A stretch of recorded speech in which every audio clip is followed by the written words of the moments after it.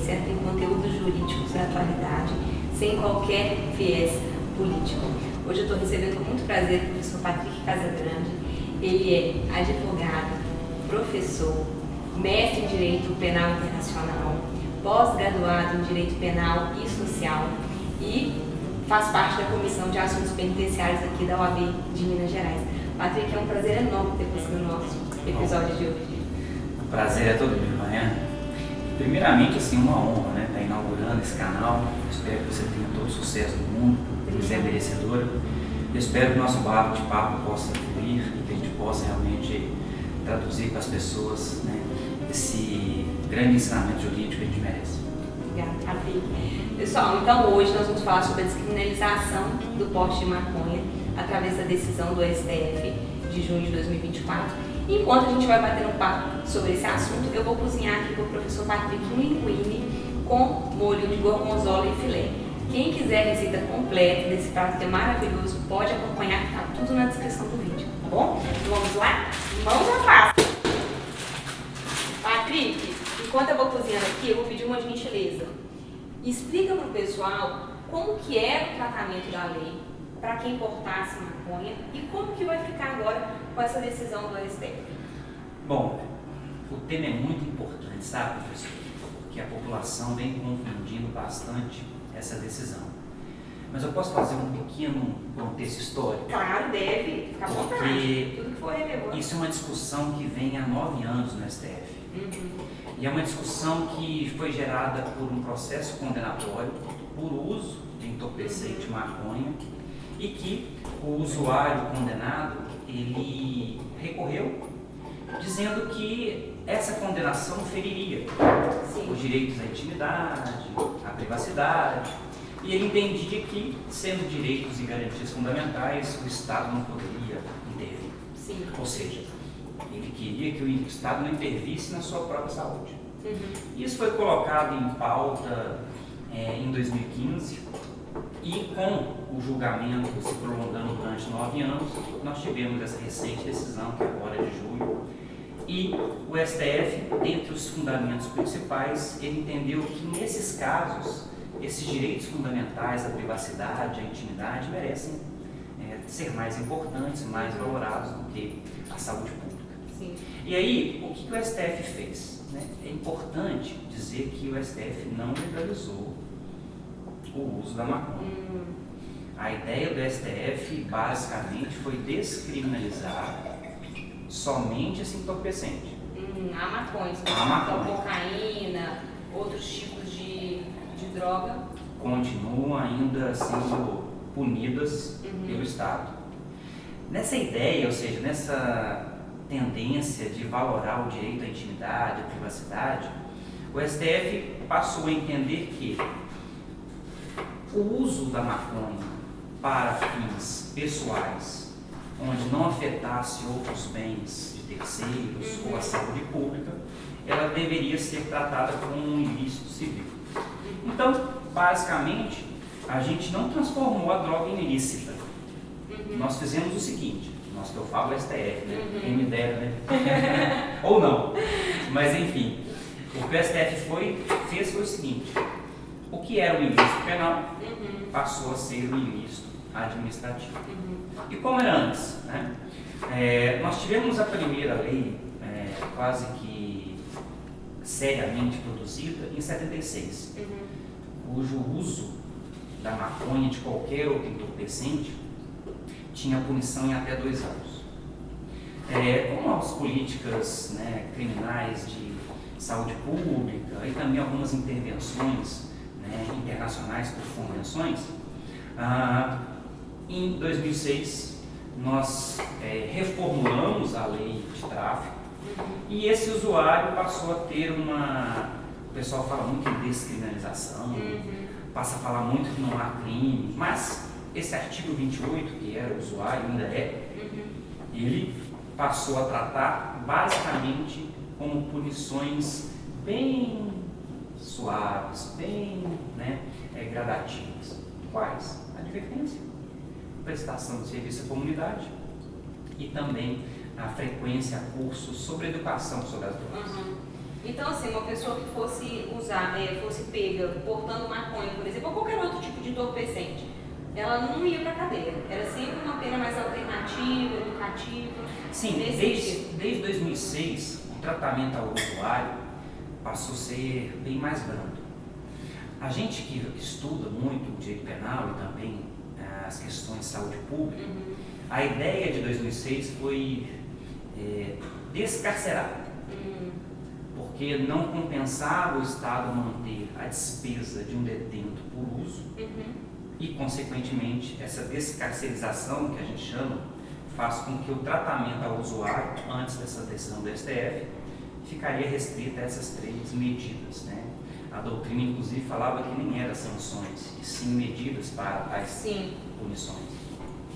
E aí, com o STF, pode parecer que há uma grande mudança, pode parecer que há uma mudança muito radical no tratamento, mas não. O que o STF decidiu, e a gente vai conversar mais adiante, dentre essas 3 possibilidades de punições, advertência, prestação de serviço à comunidade e frequência a cursos sobre educação sobre as drogas, o STF, tirou a prestação de serviço à comunidade. Essa, atualmente, em hipótese nenhuma, é consequência para o usuário. Sobraram 2, a advertência e a frequência aos cursos. Por que essas 2 permaneceram? Porque o STF entendeu que essas 2 medidas não têm natureza penal, não têm natureza punitiva, não restringe a sua liberdade como é a prestação de serviço à comunidade. Manteve-se essas 2 medidas e não sanções e transformou o que era um ilícito penal num ilícito administrativo. Então nós mudamos a sanção penal ou a medida penal para uma sanção administrativa. Entendi, mas a consequência não mudou. Da mesma forma que, enquanto era ilícito penal, ele poderia sofrer uma advertência e a frequência, isso que eu acho interessante, essa questão da frequência aos cursos para fins de educação, né? Então, continuam essas medidas, mas agora não é mais um ato ilicitamente num aspecto criminal. Não. É um ilícito administrativo. Exatamente. A ideia principal foi essa. Eu descriminalizo, muito importante salientar que é só a maconha, senão o pessoal vai começar a pegar crack, cocaína, achando que o STF vai proteger e não é. Sim. É bom explicar isso. E transformou a natureza. Antes eu tinha uma sanção ou uma medida penal, consequentemente eu daria uma sentença condenatória, eu teria naturezas, por exemplo, de reincidência, maus antecedentes. E agora, com essa transformação em ilícito administrativo, o STF chama de extrapenal, nem fala muito administrativo. Sim. Passou a ter essas medidas como punição administrativa e todo e qualquer efeito extrapenal, todo e qualquer efeito penal se esvaziou. Mas assim, um policial, por exemplo, que esteja atuando, está fazendo uma abordagem e encontrou maconha, uma quantidade ali que está dentro da decisão, daqui a pouco a gente fala também sobre essa quantidade, né? Ele tem que conduzir ou ele faz um boletim de ocorrência? Como é que fica isso? Pois é, nós estamos falando de uma decisão de julho, então nós estamos em agosto e, consequentemente, uma das teses que o STF fixou nesse julgamento é que o Conselho Nacional de Justiça regulamentasse esse procedimento. O Conselho Nacional de Justiça devolveu a resposta para o STF dizendo que precisa estudar, levantar estatísticas, levantar o perfil de flagrante, de punição, de usuário, de traficante nos estados para regular e, consequentemente, trouxeram um procedimento a ser adotado como padrão. Mas aí nós temos esse problema, né? O STF, inclusive, já é tema de repercussão geral, ou seja, publicou no começo de agosto, acho que o tema, para aqueles que são curiosos, acho que é 506. Lá vai falar as 8 teses que o STF fixou nesse julgamento. E essas teses não tratam desse procedimento, não tratam desse passo a passo da autoridade policial. E como não trata, o que existe para nós, estudiosos, são sugestões a serem trabalhadas quando há uma abordagem. Então, o que se tem hoje? Ah, é proibida a abordagem? Não. A busca pessoal, dentro das fundadas suspeitas, ela continua sendo permitida. Tem que apreender a droga? Tem. Uma das teses da STF diz que tem que apreender a droga. Quanto à quantidade, a gente fala mais adiante. E aí tem um problema. Ora, não se lavra mais o TCO, que é o termo circunstanciado de ocorrência. Por que não se lavra? Porque não é infração penal de menor potencial ofensivo. Se o STF descriminaliza o uso da maconha, ela acaba afastando a natureza penal e, consequentemente, em tese, não se lavraria. E no julgamento vem a palavra notificação. Então, não vem a palavra nem intimação, vem a palavra notificação. Então, o policial vai abordar, ele tem o dever de apreender as drogas, e aí se perguntaria, ele pode te conduzir coercitivamente para a delegacia? A lei de condução coercitiva não permite, nesses casos, até porque não é crime. Sim. E aí entramos num limbo. Qual que é o limbo? Eu não posso conduzir. Se eu não posso conduzir, a única coisa que me resta é convidar. Olha, senhor usuário, você por gentileza poderia ir comigo na delegacia para nós fazermos esse procedimento administrativo e você ser encaminhado ao juizado oportunamente? E se for uma pessoa que não tem informação, ela provavelmente aceitará esse convite. O problema é quem não aceitar. Porque se não posso conduzir coercitivamente, lembrando, isso é um limbo ainda. Se eu não posso conduzir coercitivamente, em contrapartida eu não posso obrigar esse usuário a comparecer à delegacia naquele momento, só me resta o convite. Se ele aceitar, ótimo. Ele vai se submeter ao procedimento, esse delegado vai notificá-lo para comparecimento ao juizado especial criminal, que por enquanto é o órgão jurisdicional competente para tanto, embora não seja crime, e vida que segue até a aplicação das medidas. Se esse usuário se negar, e aí o conhecimento da lei fará que ele se negue, esse limbo ainda é muito discutido entre os juristas. Das consequências. Então, por exemplo, o Tribunal de Justiça de São Paulo tem entendido que a autoridade policial deveria colher os dados, então, naquele momento, não conduzi-la coercitivamente à delegacia e notificá-la pelo endereço ali contido na informação colhida, e caso ela não comparecesse ao juizado, poderia subsidiariamente a aplicação de uma multa também que não teria natureza penal, para doer no bolso. Entendi. Então as abordagens continuam normalmente dentro das regras da busca pessoal, das fundadas suspeitas. Eu acho que o contraponto vai ser na condução. Como que vai ser essa condução, pelo menos até o CNJ regulamentar isso. Entendi.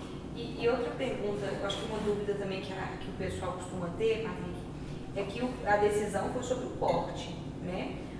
Mas e o uso? As pessoas podem utilizar a maconha em local público, assim, por exemplo, hoje em dia tem restaurantes que tem ali aquele espaço para fumante. Poderia fumar maconha nesse local público?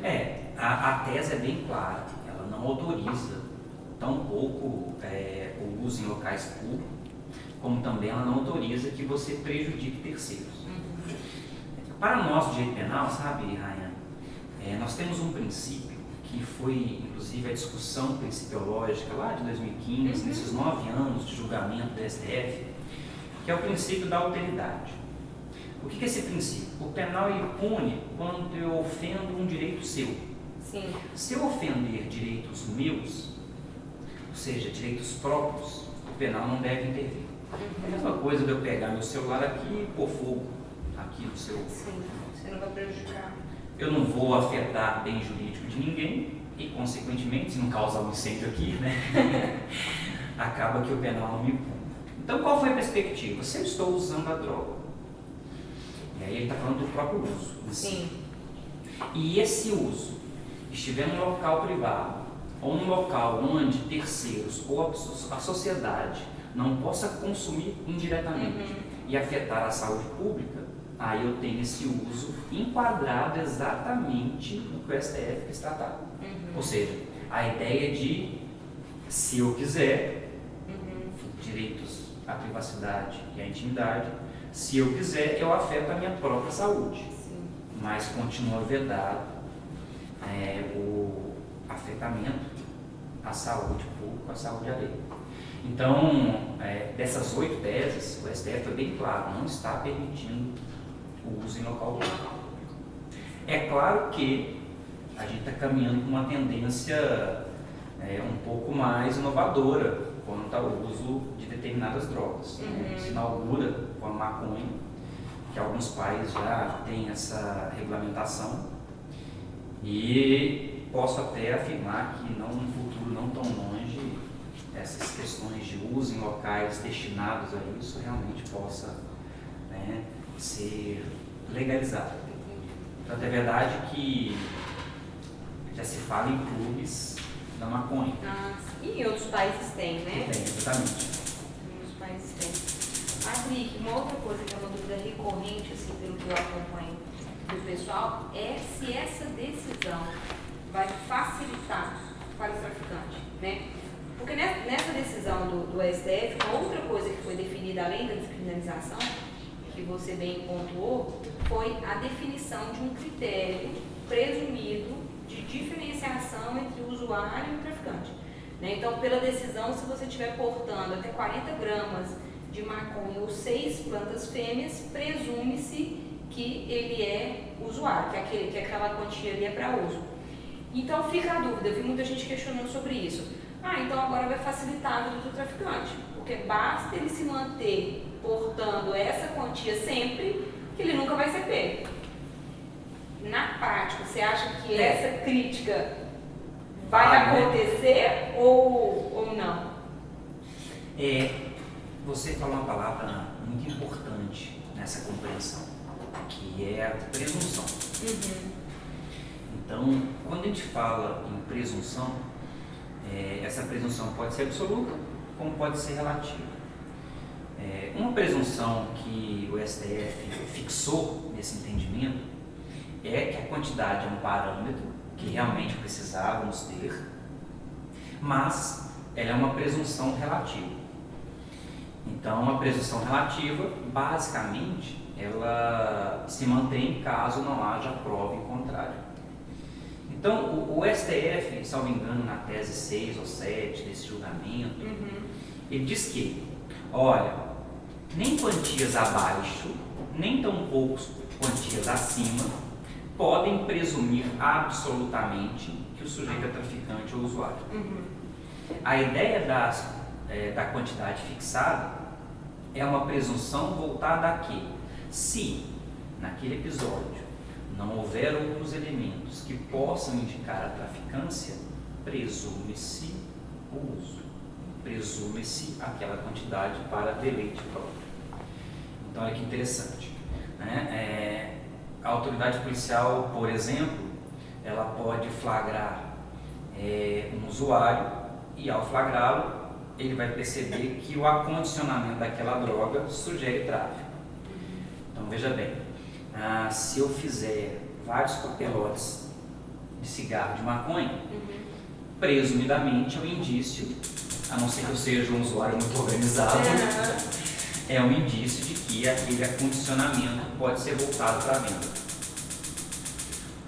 Outra ideia, né? Porque eles entendem que o usuário vai comprar o bloco e vai raspando quando vai usar. Aos poucos. Então, esse já é um elemento que pode sugerir uma quebra dessa presunção. A quantidade de drogas, ou melhor, variedade de drogas. O traficante, geralmente, ele não vende só maconha. Então, se eu tenho na abordagem maconha, cocaína, crack, eu tenho uma presunção de que aquele tipo de variedade é para o deleite do consumidor. Então, eu teria o tráfico. É local, né? Ida e saída e entrada de pessoas suspeitas. A própria ideia, né, do acondicionamento dos valores, então valores muito trocados, valores elevados, a própria ideia de instrumentos. Então, às vezes, na abordagem policial, vai encontrar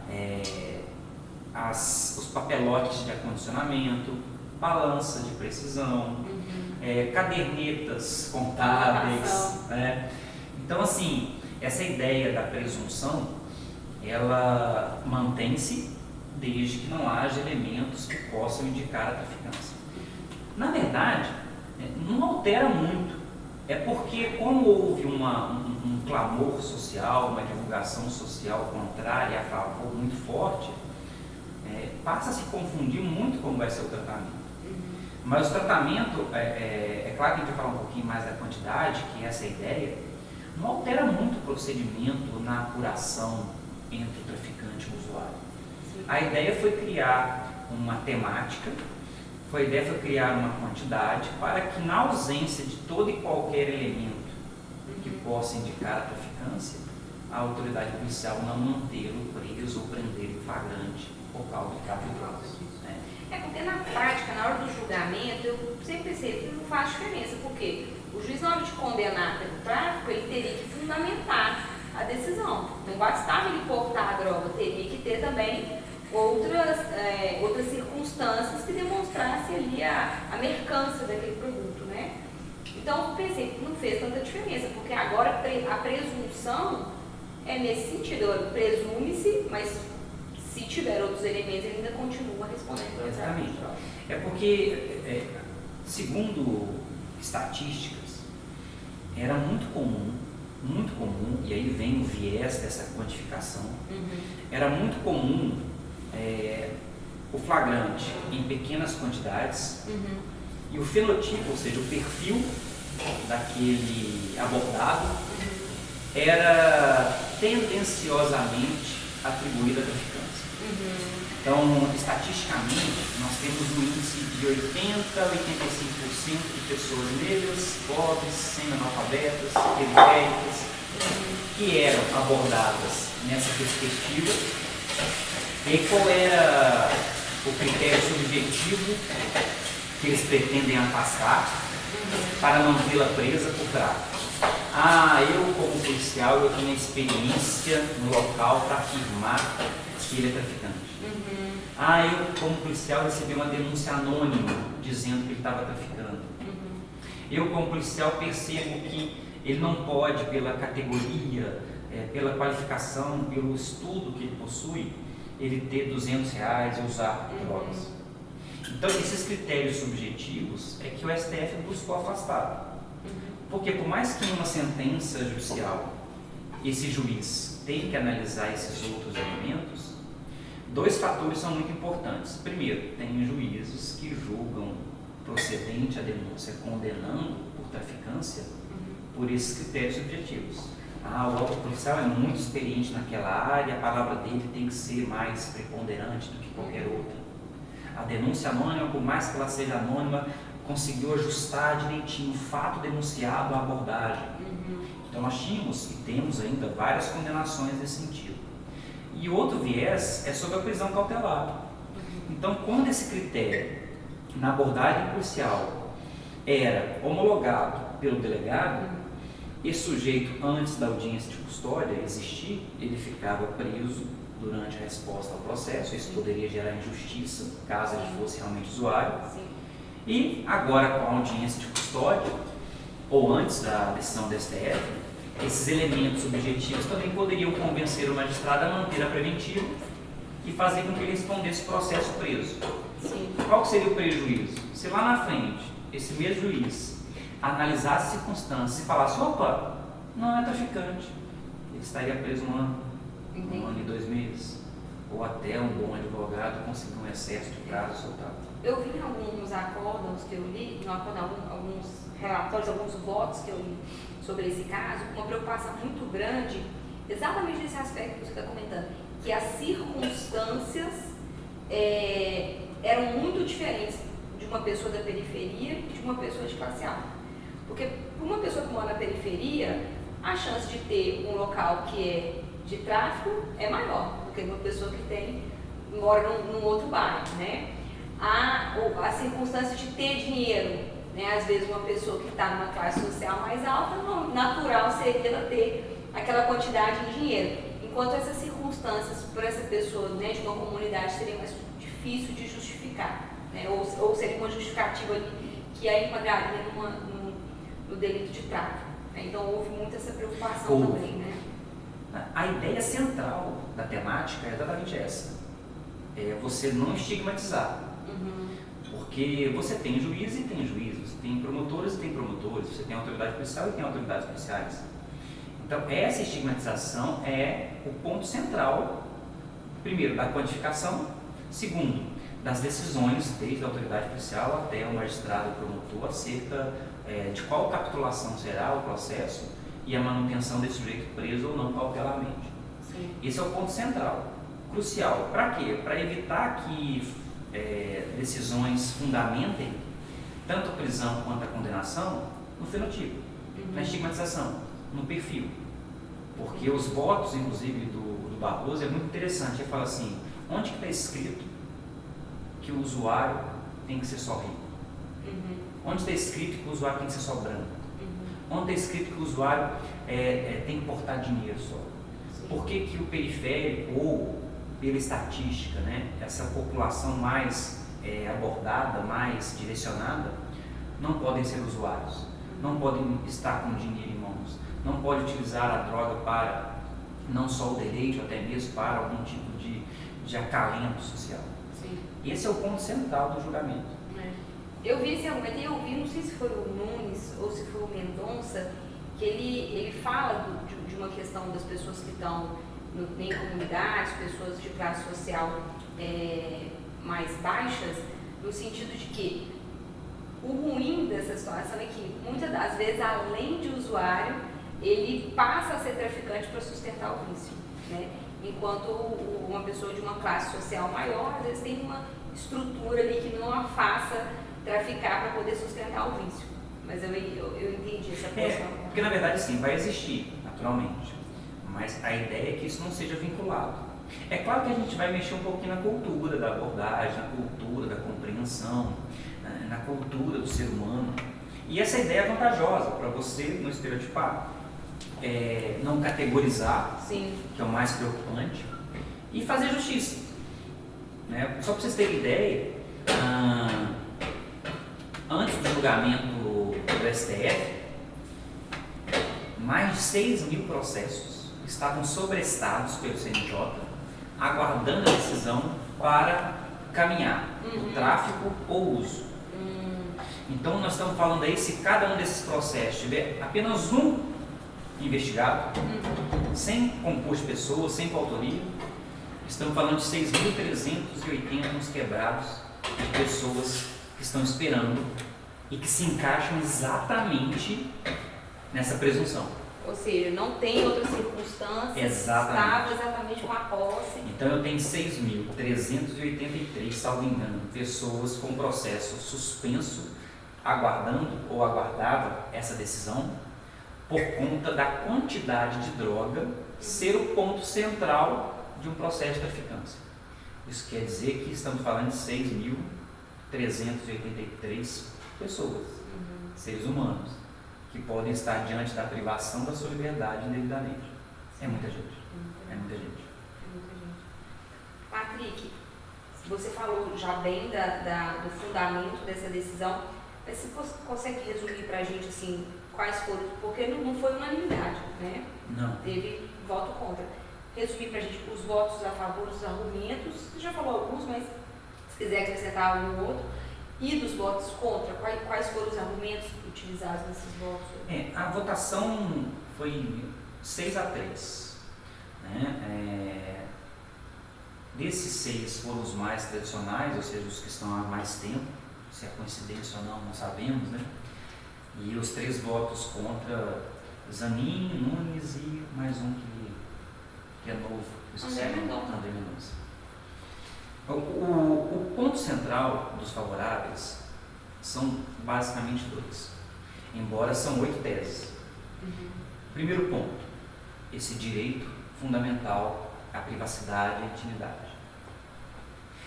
Acho que no direito como um todo, quando há algum conflito, especialmente em direitos fundamentais, ou sociais, como é a saúde pública e o direito à privacidade e intimidade, tem que analisar muito casos concretos.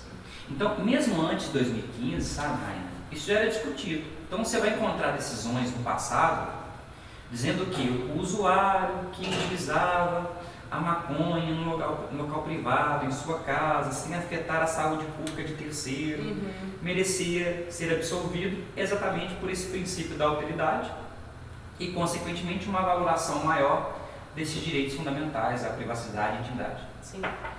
Em contrapartida, alguns outros usuários que fumavam em locais públicos ou indiretamente próximos às pessoas acabavam tendo a condenação, onde os julgados entendiam que a saúde pública merecia maior respaldo em detrimento aos direitos fundamentais. Essa primeira vertente dos votos favoráveis vai nessa solução. Qual garantia ou princípio eu devo valorar mais? E depois da evolução toda dessa questão de drogas, especialmente por tratados internacionais, questões de saúde pública, o próprio uso da maconha para outras funções medicinais ou extramedicinais, prevaleceu-se a garantia ou o direito fundamental à intimidade e à privacidade. Esse é o primeiro ponto. E o segundo ponto favorável é exatamente esse parâmetro da presunção, que é a quantidade. Então a discussão se tornou entre 25 gramas a 60 gramas. E aí chegaram-se aos 40 gramas por um ajuste entre os ministros. E esse ajuste fez com que essa quantidade fosse o parâmetro para a presunção relativa. Se não houver nada que convença o Estado de que há traficância, consequentemente esse sujeito por si só deve ser alocado ao uso, sendo uma infração extrapenal. Já os votos desfavoráveis ou contrários, eles fomentam muito na questão de saúde pública. Por uma questão, primeiro, que a sociedade não está preparada ainda para a convivência, a gente fala muito disso em adequação social. Então a ideia não da legalização, mas da descriminalização passaria por um ponto de aprovação social ou não. E, consequentemente, eles valorizavam a saúde pública, como também por indireta a saúde pessoal, porque, querendo ou não, a maconha, sem qualquer tipo de indicação médica, ela causa dependência e causa também o vício por si só e o malefício à saúde pública. Então, o básico da discussão foi a divergência entre direitos fundamentais ou a saúde pública e fazer justiça àquele sujeito onde a quantidade de droga por si só e unicamente só foi objeto da sua condenação, do seu processamento por tráfico. É aquele negócio, né? Existem vários princípios, vários direitos e a gente precisa conformar esses direitos, né? Nenhum vai prevalecer sobre o outro, a gente precisa, de acordo com a situação posta, sobrepesar esses princípios para que eles existam, né? Não é fácil. Porque dentro dessa sua explicação me veio um questionamento que é o seguinte: esse mesmo argumento pode ser utilizado para a liberação, para a descriminalização da maconha? Será que não pode, no futuro, ser utilizado também para descriminalizar outras drogas? Pois é. Toda não, mas grande parte das decisões judiciais no direito penal, elas têm um efeito simbólico muito importante. O que é o efeito simbólico? Ela não é cientificamente fundamentada na ciência do direito penal. Ela quer dar uma resposta à sociedade e, consequentemente, aproximar-se de um senso de justiça maior. Então, é claro que é uma decisão um pouco incoerente, sob o ponto de vista jurídico, porque se eu estou fundamentando a descriminalização, repito, não é legalização e não é permissão. Se eu estou fundamentando a descriminalização, a ideia de que direitos fundamentais, a intimidade e a privacidade devem prevalecer, qual seria a lógica jurídica da não descriminalização para o uso de outras drogas? Esse é um ponto muito incoerente da decisão, porque, igual você pontuou, ambas, claro que a natureza da droga tem o seu malefício maior ou menor, mas são drogas. Então, essa ideia de que vamos trabalhar a maconha por ser uma droga de menor potencial em vista às demais, traz uma brecha negativa ao fundamento. Então, por que eu não posso usar a cocaína e o crack? Então, com absoluta certeza, isso ainda vai ser levado em pauta. Porque o que os usuários de maconha, de cocaína ou crack vão levar seus recursos ao STF? Opa, alguma coisa está errada. Se a maconha, para uso próprio, afeta a minha saúde, única e exclusivamente saúde, por que a cocaína e o crack e outras drogas não podem ter o mesmo fundamento libertador? Isso vai chegar. Como que o STF vai administrar isso no futuro, a gente vai esperar, mas que é uma incoerência há. Eu acho que tem que ser uma conversa não só jurídica, né, Patrick? A gente tem que chamar especialistas de diversas áreas. Por exemplo, a turma que trabalha com saúde, porque outro dia eu vi um argumento exatamente nesse sentido e eu achei interessante. Porque a maconha ela tem os seus malefícios, né? A cocaína também, uma em maior grau, outra em menor grau, mas existem outras tantas substâncias que fazem mal à saúde que a gente não discute, né? Por exemplo, bebida alcoólica, açúcar, cigarro, né? Então, assim, é uma discussão que realmente virá e eu acho que a gente vai precisar mesmo da participação do pessoal da saúde para a gente poder ponderar o que vale a pena, é aquela questão, né? Dos valores, né? Agora a gente vai sobrepesar novamente a saúde pública e esses direitos individuais. Pode ser que, né, analisando esses outros tipos de substância, a gente chegue a uma conclusão diferente. Fora que a gente ainda vai enfrentar um conflito com o legislador federal, que já tem um projeto de lei que vai confrontar a própria decisão do STF. Nessa luta entre os poderes, né, de desarmonia, nós já temos a PEC, que vai confrontar a decisão do STF, então ela vai afastar qualquer presunção e qualquer permissão de quantidade. E vai voltar a criminalizar?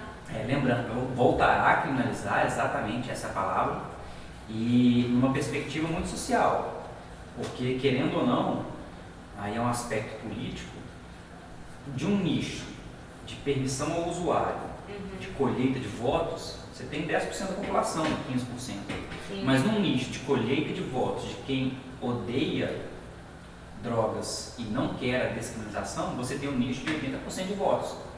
Então o que o legislador federal faz? Primeiro pela desarmonia, pela briguinha, a birra, né, entre STF e Senado e Congresso. Mas a ideia é reconquistar o eleitor que está desacreditado com o STF pela descriminalização. Então a gente vai entrar nesse limbo jurídico de novo. Vai ser aprovado, vai criminalizar, e aí vai acontecer algo que acontece muito costumeiramente. Como afeta direitos fundamentais, que são cláusulas pétreas, o controle de constitucionalidade, salvo engano, volta para o STF. Então, ainda que a gente tenha uma PEC que vai derrubar essa decisão e vai criminalizar de novo o uso da maconha, né, vai voltar para o STF para dizer sobre a constitucionalidade ou não. Então, a gente vai viver talvez, até que haja harmonia e não a desarmonia, talvez a gente conviva com esse ciclo vicioso, né, principalmente em anos eleitorais, como eu digo, esse ano. Patrick, então, eu acho que os principais assuntos foram abordados, eu acho que as principais dúvidas foram abordadas. Eu vou finalizar o nosso prato e vou servir você daqui a pouquinho. Eu queria que você olhasse para aquela câmera, falasse para todo mundo que eles podem te acompanhar, né? Dar os seus recados, fique super à vontade. Bom, reiterar, né, meu agradecimento à professora Rayane por permitir a honra de inaugurar esse projeto, dizer para ela que estamos torcendo, tenho certeza que vai ser um sucesso. Depois eu vou dar o meu voto à comida, né? Mas eu tenho certeza que também será um sucesso. O pessoal me encontra nas redes sociais, Penal com Patrick no Instagram, e lá eu dou dicas sobre direito penal, né, e outros assuntos que, né, podem acalentar o coração de vocês. Tá? Muito obrigado pelo convite, viu? Patrick, é um prazer enorme receber você. Acho que foi muito esclarecedor, né? Muitas dúvidas que eu vejo nas redes sociais, em especial, acho que nós conseguimos sanar aqui essas dúvidas. E eu queria deixar um recado com vocês agora. Quem gostou desse conteúdo, quiser acompanhar, eu peço que curta, compartilhe, passe a seguir o nosso canal. Se tiver algumas pessoas que vocês acham que vão curtir esse conteúdo também, então compartilhe com essas pessoas. E estamos encerrando esse episódio do canal ABS Pasta. Aguardo vocês numa próxima oportunidade. Tchau, tchau. Tchau, tchau, gente.